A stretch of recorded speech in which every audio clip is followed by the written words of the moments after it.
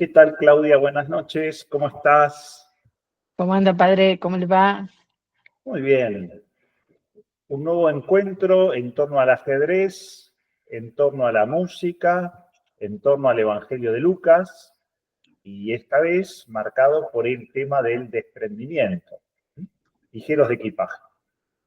Es de algún modo a lo que nos invita también la música del concierto de Aranjuez en su segundo movimiento.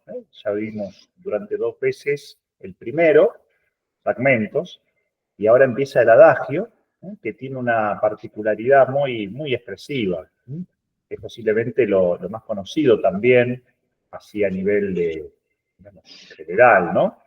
Y en este caso una interpretación de Narciso Yepes, que es uno de los mejores guitarristas españoles, posiblemente en el momento en que vivía Joaquín Rodrigo, era el mejor de ese momento, Narciso Yepes. Tenía una característica que tocaba con una guitarra de 10 cuerdas, es decir, a las 6 habituales se agregaba otras 4 más gruesas, para mejorar los armónicos. Y vamos a ver la solemnidad de esta guitarra, es realmente muy buena. Pero, por supuesto, tocaba solamente las primeras 6. Yo voy a ahí poner la pantalla, a ver, un poquitito, simplemente para que podamos ver completo todo esto. Vamos a escucharlo. Entonces, vos me decís si se escucha perfecto. Hago una introducción simplemente a esta parte. Joaquín Rodrigo lo va a escribir cuando su esposa esté muy enferma, en el año 39. En el año 38 le habían encargado el concierto, en el 39, fíjate que estaba terminando la Guerra Civil Española y estaba por empezar la Segunda Guerra Mundial, además un contexto bastante dramático. Su mujer estaba embarazada y pierde el hijo. Y su mujer quedó muy grave, una especie de terapia intensiva. Entonces vamos a ver que este segundo movimiento, él lo escribe en ese momento. Lo escribe como muy rápido, además, como inspiradamente. Vamos a ver que hay una serie de acordes en forma de arpegios sucesivos que van imitando el latir del corazón de una persona que se está debatiendo entre la vida y la muerte. Y también la orquesta, aunque es más difícil de percibir, por lo menos en el inicio, a través del contrabajo va a ir haciéndose también eco de esos mismos sonidos. Es un bajo continuo. Pum, pum, pum. Quiere expresar eso. Todo este movimiento, en cierto modo, es como un gran diálogo con Dios. ¿Por qué? Empieza con la música de guitarra que expresa esa conmoción interior. La orquesta se acerca a la vida de Rodrigo, que es el guitarrista, el que se identifica con la guitarra, se acerca a través del corno inglés, que le presenta un motivo del que después se va a hacer eco la guitarra también. Esto es al revés del primer movimiento, donde la guitarra tenía la iniciativa y se llevaba el mundo por delante. Ahora es medio como al revés, es decir, está totalmente choqueada el alma de Rodrigo y de Joaquín Rodrigo, y es más bien el corno inglés, la orquesta, pero a través del corno inglés, que le presenta un motivo, el motivo clásico fa mi fa. Y después vamos a ir viendo que tiene diferentes tonos. Por momentos parece como preguntar la guitarra, por momentos parece como enojarse, por momentos parece, hacia el final del movimiento, estar como una situación de angustia absoluta. Vamos a ir viendo durante 3 encuentros esto, así que tenemos tiempo. Vamos a ir cambiando simplemente de interpretación. Entonces ahora vamos a escucharlo simplemente.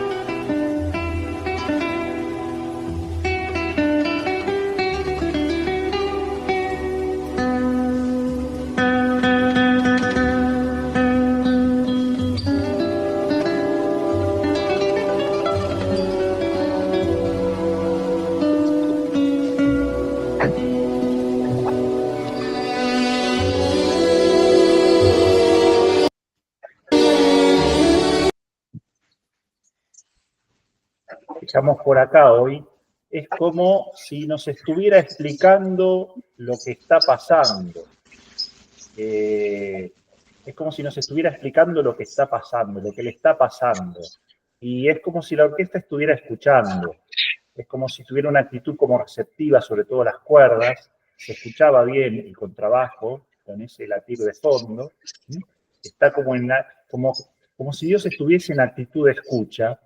Y en cierto modo toda la creación también en actitud de escucha. Vamos a ver que así como antes la creación se hacía eco en algunos instrumentos del entusiasmo de Rodrigo, del entusiasmo juvenil de Rodrigo, acá también se hace eco un poco de su pérdida, de su dolor, en una actitud de escucha.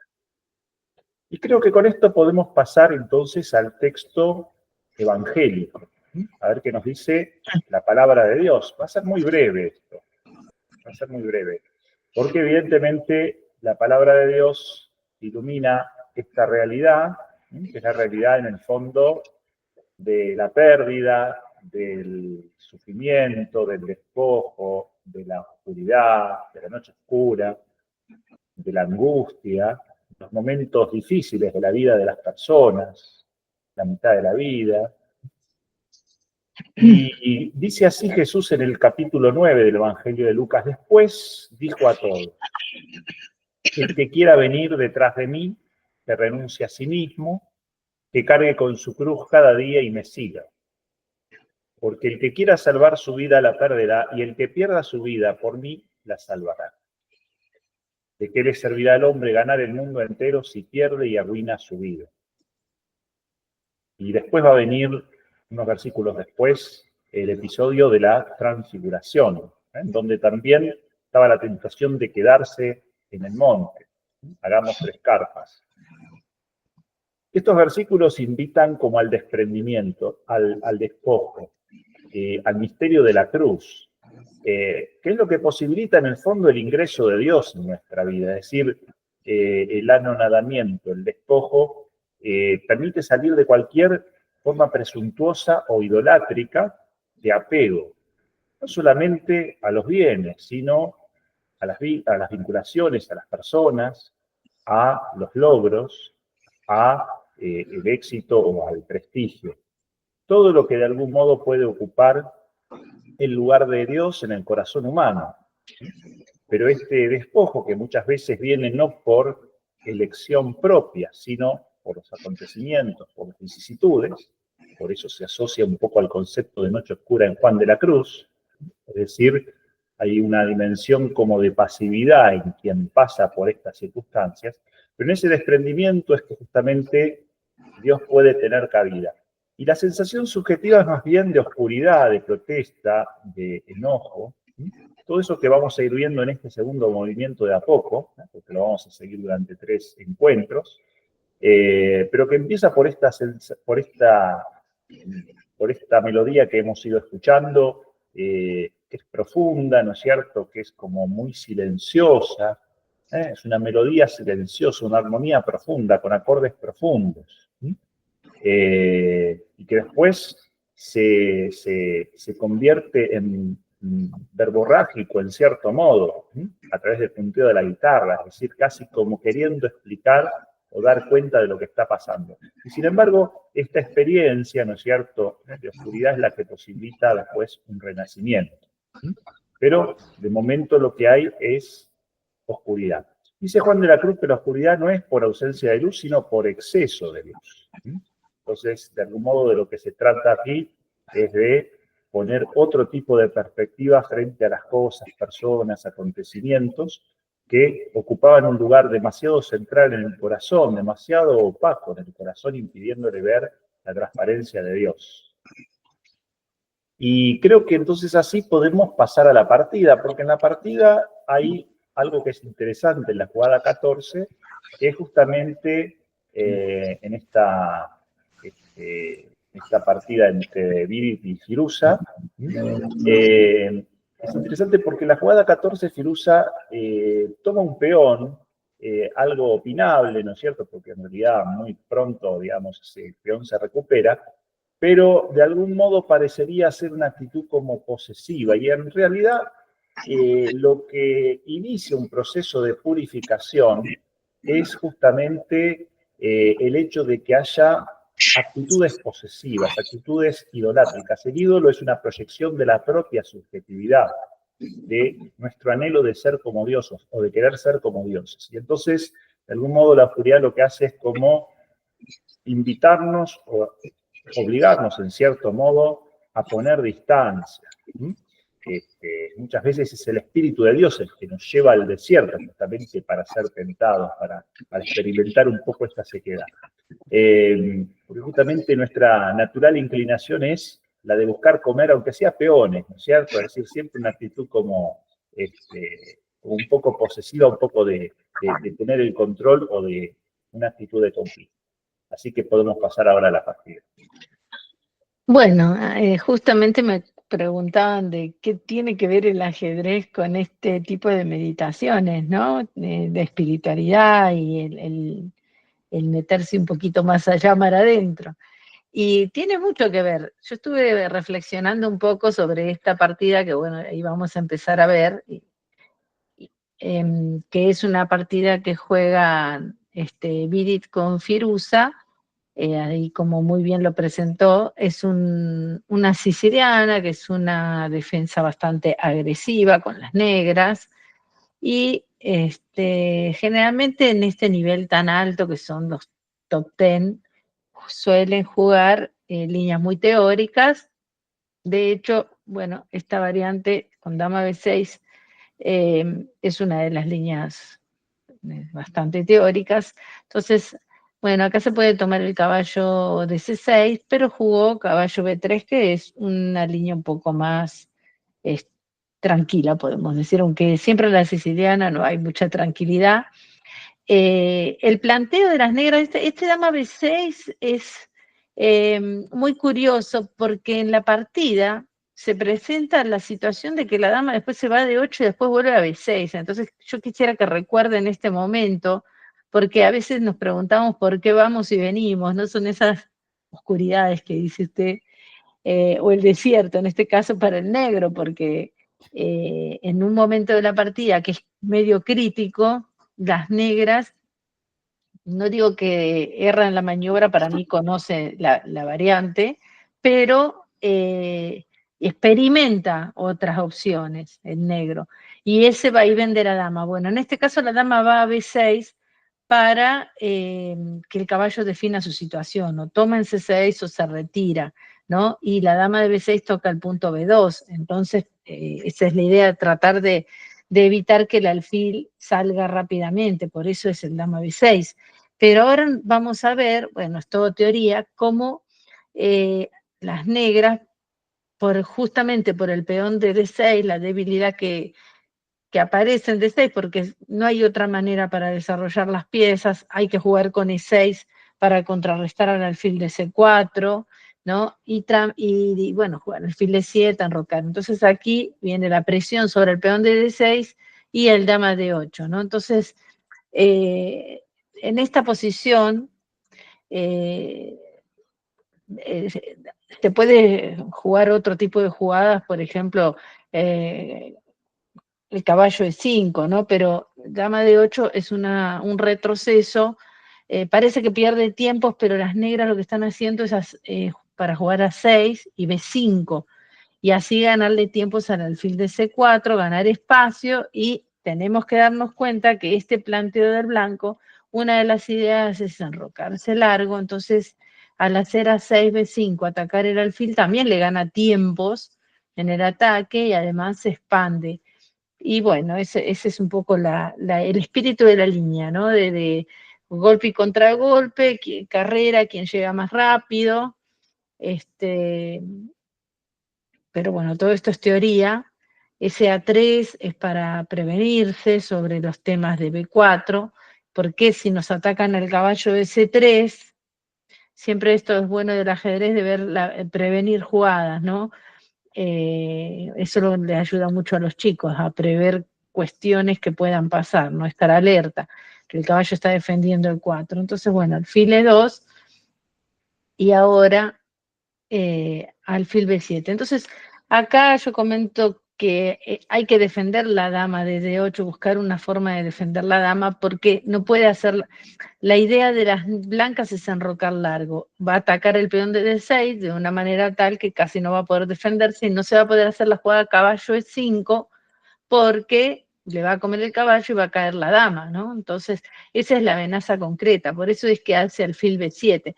Pero en este momento, quizás alfil E7 hubiese sido un poco mejor y enroque caballo E5 y mantener todavía el alfil en C8, pero también para poder llegar a completar el enroque, ¿no? Y la defensa. Esta sería un poco la defensa sobre el punto E5 y también tratar de enrocar. Esta hubiese sido quizás un poco mejor que lo que jugaron, ay, perdón que me fui mucho, lo que jugaron las negras. Jugaron alfil B7, enroque largo, nos están atacando D6, y nuevamente aparece la dama en B6.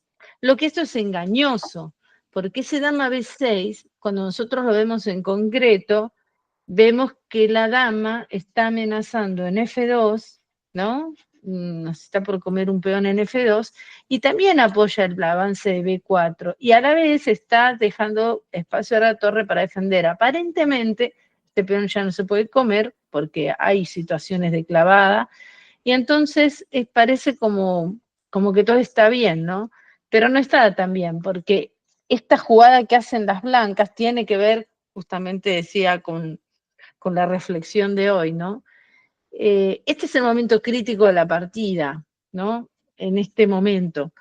Está atacado el peón de F2 y las blancas hacen un sacrificio. Eso es lo que decía, de que el ajedrez está muy vinculado con algunas decisiones que tenemos que tomar. Muchas veces, como la lectura del Evangelio lo propone, es para seguir el camino de Jesús, para proyectarse a la resurrección, para tener una vida feliz aquí y en la eternidad. A veces tenemos que dejar muchas cosas, ¿no? Posesiones materiales, espirituales, arraigos, etcétera, etcétera. Muchas cosas que a veces nos atan. Y en este caso está el sacrificio de un peón, ¿no? O sea, yo creo que si tuviesen vida, a no le gustaría mucho ser sacrificado al peoncito, pero es para un bien mayor de los demás también, ¿no? Entonces, a veces esas entregas o cuestiones que no llegamos a ver claramente, por eso decimos en ajedrez, sacrifico una pieza, sacrifico la dama, sacrifico un peón, siempre es para buscar un beneficio mayor, ¿no? Y es un conjunto, porque es para todo el equipo, para todas las piezas, ¿no? Para la tarea. Así que, bueno, eso es lo que sucede en esta posición. Y acá es curioso que después de este G4, las blancas tienen una ventaja muy grande. ¿Cuál es la idea de G4? La idea es atacar a este caballo, que es la pieza que nos ataca el peoncito D4, y hacerlo retroceder, ¿no? Y además, una vez que el caballo se retire, nosotros vamos a poder comernos el peón. También al echar al caballo aparecen temas sobre el caballo de D7 con la dama, ya lo vamos a ver. Entonces hay como una situación de comprimir las piezas y sobre todo no permitir, no darle tiempo a las negras a desarrollar. Así que bueno, acá dama por F2, se acepta el sacrificio, pero bueno, caballo E5, por ejemplo, ahora falla porque nos comen el caballo y nos hacen G5, y ahí es donde vemos cuál es la amenaza concreta, la amenaza sobre D6 y el sobre D7, que no se ve a simple vista, pero es un mate, ¿no? Que aparece después de la combinación. Entonces, acá era prudente hacer H6 y tiene su idea, que ahora sí se puede jugar así, porque si comemos, fíjense como una jugada intermedia, intercalar una jugada cambia mucho las cosas. Ahora falla esto para el blanco, porque al haber intercalado estas jugadas, nos comen la torre, nos desvían de la situación que habíamos planteado al principio. Esto también tiene mucho que ver con nuestra vida espiritual, porque a veces nos distraemos en el camino, ¿no? No prevemos algo, y entonces, bueno, las negras se pueden acomodar, aparece esta jugada que antes no se podía hacer por el mate en D7, y entonces se complica la posición. Las negras no tenían torre de 8 cuando le tocan el caballo con G5. Acá, En el caso de que, diríamos, le atacaran el caballo de 8, ahí tocaría la dama. a ver, ya sé cuándo me dice. Claro, ahí, si haces caballo, claro, ahí, toma con el alfil. Alfil por, peón Sí, por.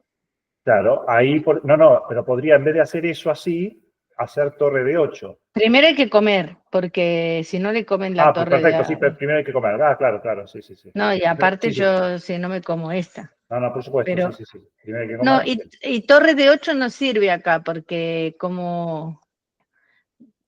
me parece a mí que no...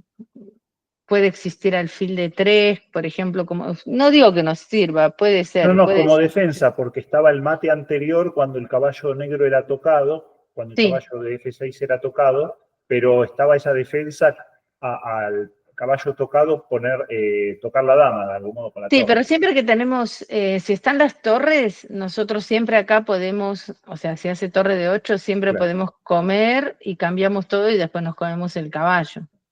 Pero esto falla para el blanco, por lo que estamos viendo, porque nos cambian las torres y nos termina comiendo el peón de 4. Por eso acá, contra caballo de 5, las blancas tienen que cambiar el chip y ya no entregar el peón, ¿no? Pero el sacrificio sirvió para algo, ¿no? Para avanzar los peones, y entonces cambiar de variante, y esta posición es buena para el blanco, estaba mejor igual, pero las negras más o menos se acomodaron un poquito.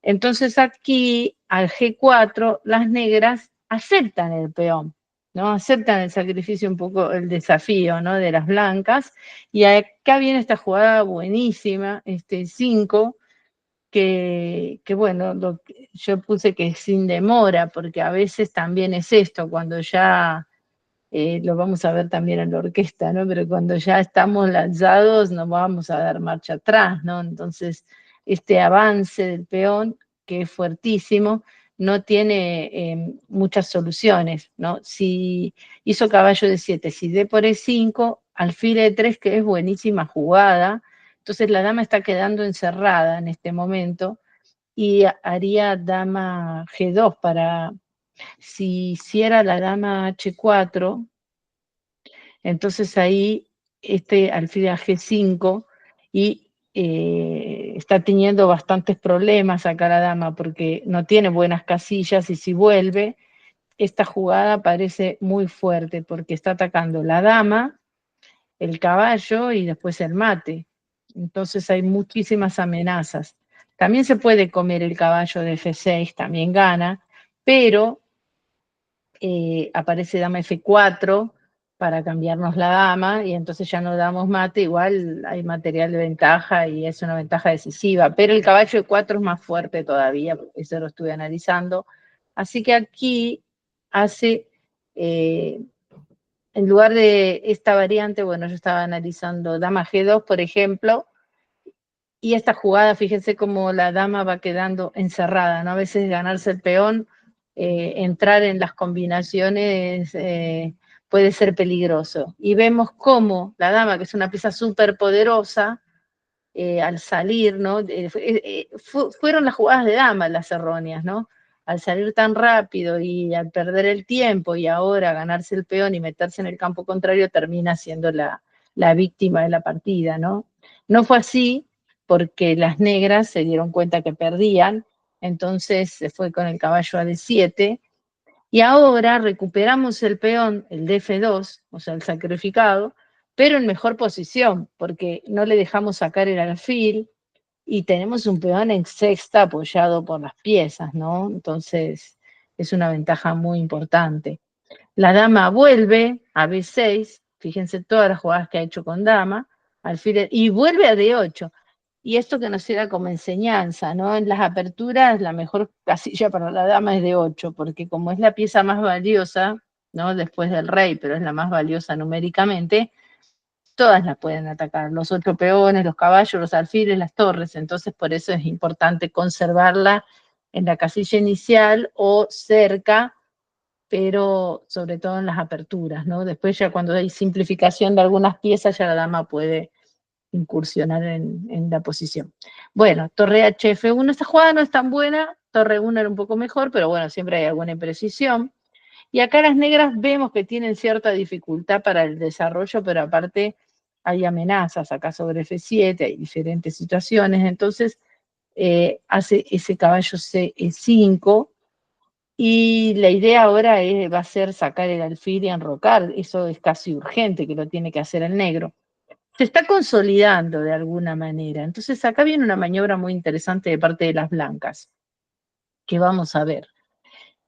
Dama A7. Esa jugada, yo digo, ese módulo, jugadas que hacen las computadoras, porque la verdad que a quién se le ocurre poner la dama en una situación tan riesgosa, pero en este caso está atacando el alfil y el alfil defiende al peón y empiezan a surgir algunos temas acá. Entonces, hace alfil C6, dama por A6, parece muy arriesgado, pero está todo bajo control, porque como las blancas tienen la iniciativa, entonces se arriesgan a esta situación interesante donde el alfil está protegiendo a la dama. Así que es una posición de ventaja de las blancas, porque tiene una ventaja material, pero además tiene una iniciativa interesante, pero obviamente corriendo muchos riesgos, ¿no? G6, alfil por B5, porque bueno, al caer el peón de A6 quedó el de B5, y ahora alfil H6 jaque para ganar un tiempo y tratar de enrocar rápido. Entonces, bueno, ahora tiene que comer en B5 porque si no queda la clavada, el rey, el caballo, todo, así que, y no tiene buena casilla para ir al alfil, si vemos, no tiene muy buenas casillas, ¿no? Están todas prácticamente controladas y en G2 lo atacamos y después no tiene dónde ir. Entonces hace el cambio, entra con el caballo está amenazando un doblete, defendiendo el alfil, defendiendo el peón, pero las negras lograron con muchísimo esfuerzo enrocar en la jugada 24, ¿no? Eso le cuesta material, porque ahora con el caballo en C7 prácticamente está ganando, ¿no? Si hace, acá hizo caballo por G4, prefirió comerse algunos peones y dejar la calidad, pero si hacía torre C8, por ejemplo, para sacar la torre, la dama vuelve tranquilamente y empieza la presión, defiende el peoncito, y tiene una ventaja prácticamente decisiva, porque las piezas blancas están controlando, fijémonos cómo las blancas están todas activas, las piezas, las torres, ¿no? Y las negras están sin juego prácticamente. Entonces, bueno, es una posición muy ventajosa. Por eso decidió sacrificar la calidad para tener alguna iniciativa con la dama. Igual esta posición ya está muy perdida, vuelve, fíjense que acá está clavando a la dama, entonces no puedo retirar el alfil, y hay algunas amenazas como alfil E3 aprovechando la clavada. Entonces por eso hace dama E2, se desclava y entrega el alfil por el caballo, que es una buena opción, porque así se desclavó. Ya ahora tenemos un final donde las blancas tienen la calidad y un peón extra, o sea, es una ventaja súper clara, ¿no? Para ganar.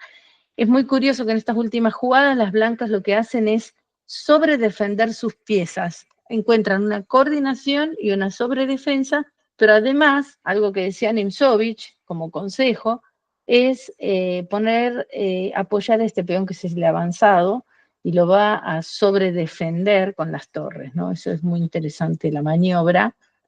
Va colocando las piezas, por ejemplo, ahora la dama en séptima, que además presiona el peón F también indirectamente, evita el cambio, porque cambiar dama sería un suicidio, porque está súper perdido, con la dama por ahí tiene algún contrajuego, y esta jugada es muy interesante, porque la torre aquí no tenía mucho futuro, entonces ahora la torre por la cuarta puede hacer alguna actividad, ya lo vamos a ver. Nos atacan, acá es donde viene la defensa, ¿no? De las piezas, se van autodefendiendo. Y ahí es lo que les comentaba, que toda la potencia detrás del peón, atacando al caballo, y si el caballo sale, ya voy a coronar. Y no hay jugadas sorpresivas como dama 1 porque puedo atacarla con la torre y después acomodo a la torre de la cuarta. Bueno, ahora intenta otro cambio de damas, ¿no? Porque no puede avanzar el peón porque estaba clavado, ¿no? Entonces la idea es, por eso saca la dama. Esta jugada es casi única para evitar el avance del peón, que era lo que queríamos hacer. Pero aquí el último golpe final, que también es importante y tiene que ver con el Evangelio, que es el desprenderse. Bueno, en esta no, en la siguiente, que lo que hace, ahora va a aparecer, es un sacrificio, nuevo sacrificio. ¿Por qué?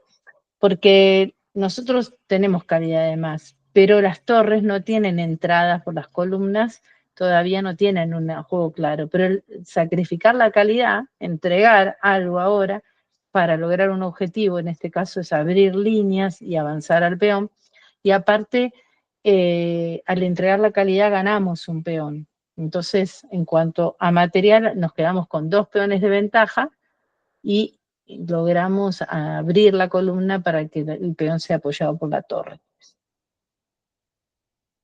Es imparable ese peón, y ahora el caballo, que es la última pieza que estuvo toda la partida tranquilito en B3 protegiendo al rey, ya el rey no necesita ser protegido, ahora va a C6 para atacar a la torre y luego coronar el peón, y ahí se acabó la partida. Muy buena partida. Y bueno, sí, está ese sacrificio, ¿no es cierto?, que permite seguir avanzando. Muchas veces la idea del ídolo es justamente aquello que bloquea, y todas las cosas que pueden ser en sí mismo buenas pueden convertirse en ídolos, y muchas veces hay que ser capaces de entregarlo, ¿no? En el ajedrez es muy claro, cuando hay algo importante se pueden entregar muchas piezas, ¿no es cierto?, para lograr el objetivo. Y de algún modo ese es el camino un poco del discípulo de Jesús. Así que vamos a seguir la vez que viene con el mismo movimiento también del concierto, y bueno, con partidas que van a seguir acompañando. Todas estas partidas, las primeras 6, con victorias de las blancas, ¿no? Es decir, en diferentes momentos de la partida, en este caso ya más hacia el medio juego, van tomando iniciativa o ventaja las blancas. La idea es que acompañe eso también al concierto. Vamos a ver 2 veces el concierto, así como después vamos a repetir todo esto, pero con negras. Bueno. Muy bien. Vamos a esperar ansiosamente qué tenemos como lectura para el jueves. Nos veremos el jueves, Claudia, entonces. Si Dios Espero quiere.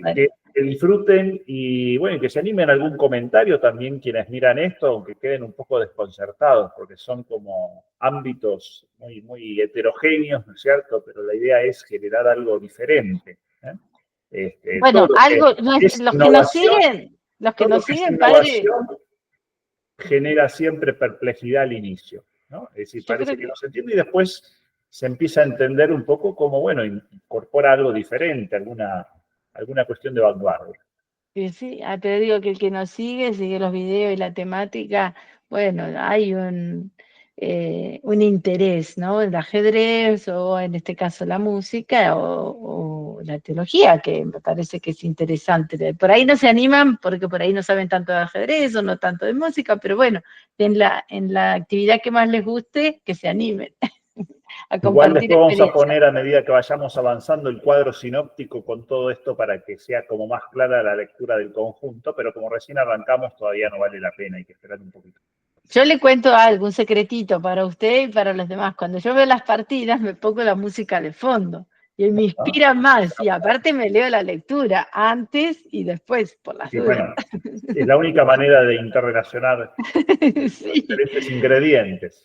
Así es, así es. Bueno, Claudia, nos vemos si Dios quiere el jueves. Entonces. Adiós, adiós, adiós.